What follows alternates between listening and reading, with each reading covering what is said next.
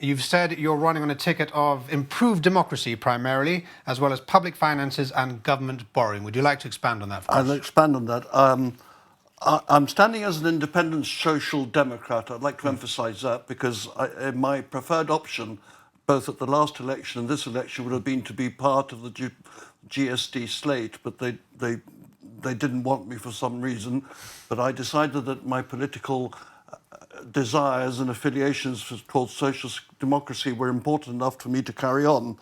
Now, in terms of my belief in improving democracy, there is a major failing in Gibraltar in that our government, which is formed of all the ministers, which is the executive, is exactly the same number of people, barring recently when Gilbert Likudi dropped out, as is the legislature. So there's no oversight of the government by a parliament or a legislature, which is contrary to all the basic principles that have academically been written about in relation to democracy.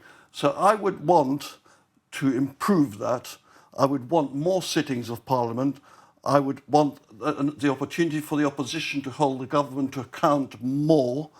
I would like more questioning of the chief minister and the ministers, less control by the chief minister, because in the end we elect a party and the person who governs is the chief minister, and more standing committees, and importantly a public accounts committee to investigate expenditure and open hidden finances, which leads me on to my next major policy campaign, which is that I feel that Gibraltar's finances are not properly handled or visibly and openly and transparently handled by any government, not just the latest government. We'll go into more detail later on in the next month, but you've said that you believe the GSD and Together Gibraltar will split the vote. I think it follows that you standing as an independent will deepen that split.